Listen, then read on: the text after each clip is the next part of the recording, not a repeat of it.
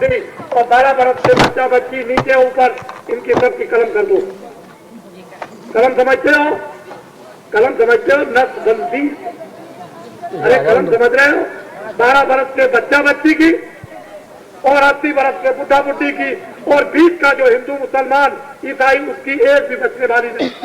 करोड़ों आदमी गर्भ में मरे, करोड़ों आदमी फिर नसबंदी में मरे और करोड़ों आदमी बीमारी में और करोड़ों आदमी मुफलती में और करोड़ों आदमी पागल बन जाएंगे और चारपाई पड़े रहेंगे।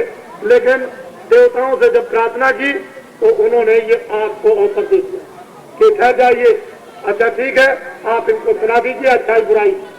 तो मैं आपको अच्छाई बुराई सुना, शराब ताड़ी इसको छोड़ दीजिए, मांस मछली अंडा इसको खाना छोड़ दीजिए और चोरी डकैती कत्ल इसको करना छोड़ दीजिए।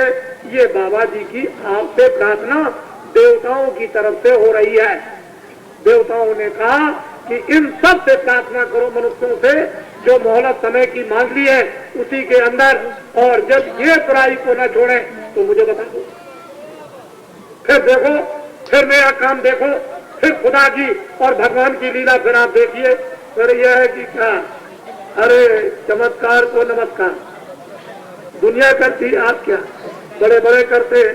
अभी देखते थे ऊपर जब बाबा जी ने कहा कि बड़े बड़े बुद्धिजीवों की अकल ठीक हो जाएगी, जरा सा झटका लगेगा ऐसे, तो ऊपर से वो स्काई पा रहा था। हिंदुस्तान नहीं सारे विश्व के लोग गांव और शहर में रहते थे, सब सोचते थे कि मेरे ऊपर गिरेगा और मैं मर जाऊंगा। कोई ऐसा नहीं था। अरे आप देखते हो कितने हजारों ऊपर घूम रहे हैं, उनके जब तार बिगड़ेंगे और कंट्रोल से आउट हो जाएंगे तो सब जमीन पर आएंगे। तो बताइए फिर क्या होगा? कभी आपने ये भी बात कभी सोची है? लेकिन कुछ नहीं। आप तो ये समझते हो कि हम जो कर रहे हैं ठीक है, इसलिए दिन में काम, खेती का, दुकान का और दफ्तर का और शाम को बच्चों की सेवा, अच्छे से अच्छा कपड़ा पहनो। बाबा जी तो ये चाहते हैं हिंदू मुसलमान ईसाई के लिए सबको भोजन, सबको कपड़े, सबको मकान, सब निरोगी रहे, मोहब्बत और प्यार करें, एक दूसरे के काम आए, अपने घर में परिवार में शांति से रहे। मुसलमान इबादत, हिंदू भगवान का भजन पूजा और ईसाई उसकी प्रार्थना, और मरने से पहले जीवात्मा को जगा के स्वर्ग और वैकुंठ में पहुंचाए। बाबा जी की तो कामना आपके लिए इस तरह की, लेकिन आप तो कुछ सुनते नहीं है, कुछ समझते नहीं है।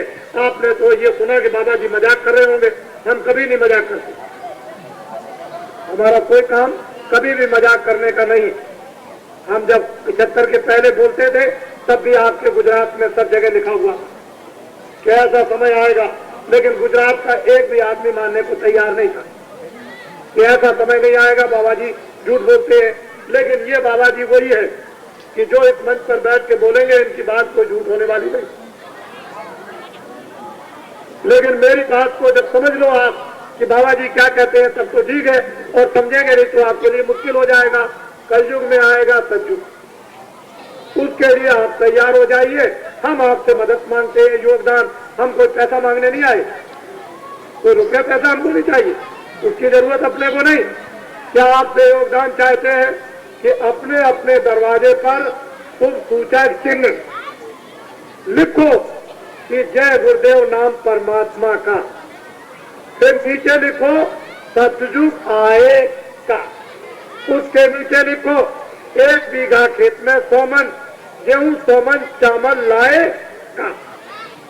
फिर उसके बाद लिखो नीचे कि इतना अनाज और सब्जी फल किसान के खेत में होगा कि उसके घर में रखने की जगह नहीं रहेगी। फिर उसके नीचे लिखो कि अब की बार जब बाबा जी को चौथा स्वप्न होगा तो जिस मैदान में जल पृथ्वी अग्नि वायु आकाश और 33 करोड़ देवता और ब्रह्मा विष्णु महादेव जिस मैदान में ये सब के सब एक जगह एकत्रित रहेंगे, और जल पृथ्वी अग्नि वायु आकाश इन पांचों को भोजन जब कराया जाएगा और जब ये पांचों देवता प्रसन्न हो जाएंगे, जल पृथ्वी अग्नि वायु आकाश, तो ये अपने अपने अंचल से, अपने अपने दामन से हीरा सोना जवाहरात ये बहुमूल्य वस्तुएं निकाल कर ऐसे फेंक देंगे, ऐसे फेंकेंगे। फिर घर की देवियां नारियां कान में, नाक में और गले में और हाथ में और कमर में और पैर में, इनको भी हीरा पहनते हुए आप लोग देखेंगे, सोना चांदी पहनते हुए देखेंगे। बात समझ रहे कि नहीं समझ?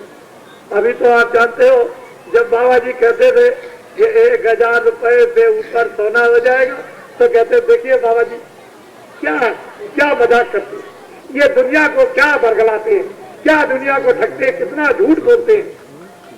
हम तो हर चीज आपको कम बताया करते हैं। जिस मैदान में भविष्य में जब कार्यक्रम होगा तो उस मैदान में कितने लोग पहुंचेंगे मालूम? 10 करोड़। इधर देखिए 10 करोड़ उस मैदान में 10 महीने पहले आपको बताया जाएगा।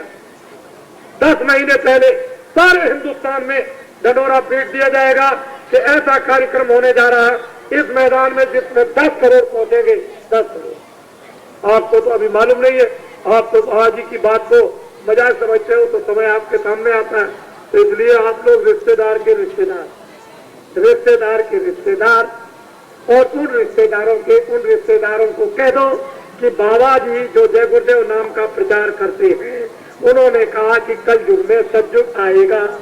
आपको सिर्फ इतना ही कहना है कि उसके कानों तक सतयुग के आने की बात पहुंच जाए तक, बस बाबा जी को इतना ही चाहिए और कुछ नहीं, और हम कुछ नहीं, बस इतना हमारा पहुंचा दीजिए ताकि हिंदुस्तान में जल्दी से जल्दी ये आवाज पहुंच जाए। देवताओं ने जो कहा कि सब लोग अवगत हो जाए कि होशियार हो जाओ, तैयार हो जाओ, सतयुग के स्वागत आने की तैयारियां करो।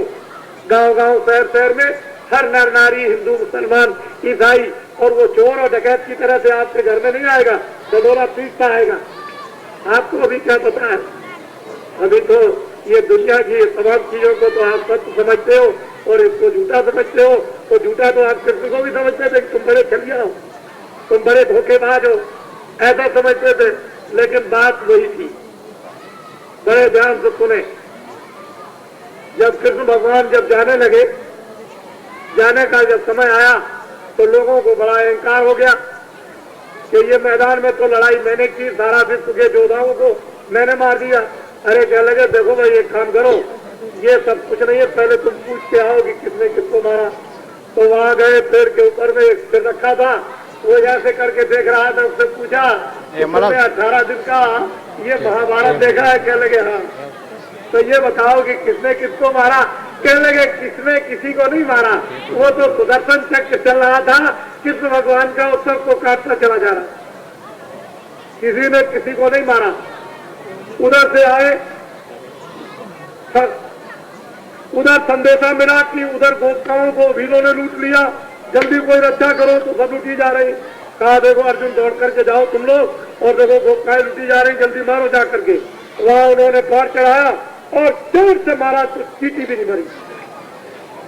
कृष्ण भगवान ने बुलाया, किधर आओ, इधर आओ, इधर आओ पांचों पांडव, देखो हमारे दोहे को सुनो। समय होत बलवान, भीलन लूटी गोपिका, वही अर्जुन वही बाण। अब समय बलवान, अब तुम कुछ नहीं कर सकते हो, सीधा मुंह करो उत्तराखंड की तरफ, चलो जाओ सीधे कश्मीर के ऊपर। चलते चलते चलते चलते बर्फ के मैदान आएंगे, छोटी बर्फ की आएगी, उस पर चढ़ जाना, नीचे एक नदी बहती होगी, एक एक करके गिर के मर जाना। यह है तुम्हारा परीक्षित। मैं इसको दिल्ली के पास भेज देता हूँ, और जिस दिन इसको राज तिलक होगा उसी दिन द्वापर खत्म और कलयुग लग जाएगा। ये उन्होंने साफ बताया। बड़े ध्यान से आप सुने, कलयुग में सतयुग आएगा। ये हमारी मदद कीजिए, आप इतना योगदान दीजिए, आंख से, कान से, हाथ से, पैर से, पानी से, मन से, थोड़ा नरनारी गुजरात के प्राणी। ये सौभाग्यपूर्ण है कि जो आपके यहाँ सतयुग के आने का इतना बड़ा कार्यक्रम गुजरात में हुआ, जो अभी तक कभी नहीं हुआ, तो साबरमती में। इसलिए गुजरात की मान्यता को खत्म मत करें। गुजरात का एक इतिहास बनेगा कि 33 करोड़ देवताओं को आपने कहाँ बुलाया। तो मुझे ये कहना पड़ेगा कि अहमदाबाद के बीचों बीच शहर साबरमती के मध्य में, और वहां से ये ढंढोरा पिटा था। उस समय पर एक बहुत बड़ा इतिहास देश में ये भी आएगा, अयोध्या का और काशी का आएगा, और चौथा जो कार्यक्रम होगा वो भी आएगा। ये बड़े इतिहास बनेंगे। इसलिए आप लोग उस सौभाग्य को ठुकराइए नहीं, उसको बराबर याद रखिए। आपने उसको देखा है तो ये छोटी बात है। मैं परमपिता परमात्मा का गोपनीय मनुष्य रूपी मकान में भेज, गोपनीय धन, मरने के पहले दिव्य नेत्र ज्ञान चक्षु शिव नेत्र, भगवान की वेदवाणी आकाशवाणी उसको मनुष्य रूपी मकान में सुनाया करता हूँ। दीदी आपको सुनना है देखना तो मैं आपको दरी दे दूं, औषधि दे दूं, अपने घर में चारपाई पर बैठकर लेटकर समय 24 घंटे में न मिले तो चट्टी में बैठ के भगवान का भजन कर लेना। कोई छुआछूत नहीं है। और चट्टी में बैठ के भी समय नहीं दे सकते हो तो चुल्लू भर पानी में डूब के मर जाना। समझ रहे हैं क्या नहीं? बात समझ में आ रही है कि कितना सुलभ, कितना सरल कर दिया कि चट्टी में बैठ के भी भगवान को पालो। और वहां भी अगर समय नहीं दे सकते हो तो चुल्लू और पानी में अपनी नाक को रगड़ो और खत्म हो जाओ। ऐसी जिंदगी बेकार है। फिर जाओगे नरकों में, पिटाई होगी, कोई नहीं बचाएगा। फिर 84 का चक्कर काटोगे, बड़ी मार पड़ेगी। फिर उसके बाद रोज जन्मोगे, रोज मरोगे। वो ऐसी असहनीय पीड़ा जन्मने मरने की। ऐसा मत करो। मनुष्य शरीर आया है, जीवात्मा को मुक्त कर लो, इसको छुड़ा लो किसी तरह से। तो मैं सबके ऊपर वर्षा करना चाहता हूँ। गाँववासी सब सौभाग्य प्राप्त करें। ऐसा न हो कि लोग ये न कहें कि बाबा जी आए थे, किसी को दिया किसी को नहीं दिया। बाबा जी बड़े कृपण यानी बड़े कंजूस। लोग कहेंगे कि ऐसे हैं कि किसी को दिया किसी को नहीं दिया। हम तो ये चाहते थे कि सबके ऊपर वर्षा कर देते। तो फिर क्या होता है, जब वर्षा आती है तो पहले से लोग कहते हैं कि अपना अपना खेत बांधो, खेत में चारों तरफ मिट्टी लगाओ कि पानी जितना भी गिरे सब खेत में रह जाए। तो मन को, बुद्धि को, दिल, दिमाग, आंख और कानों को रोक करके रखो। बाबा जी वर्षा करें, उसको हजम करो, हजम करो। अमोलक वस्तु है, सोना देने पर नहीं मिलेगी, राजपाट देने पर नहीं मिलेगी, और फिर घर बार छोड़ने पर नहीं मिलेगी। जमीन के चप्पे चप्पे पर ये सोने की सिल्लियां बिछा दो तब भी नहीं मिलेगी। जब उसकी कृपा होती है तभी ये वर्षा हुआ करती है। तो इसको नर नारी बड़े ध्यान से लेते, करना अपने घर में, समझना अपने घर में, देखना अपने घर में और सुनना अपने घर में।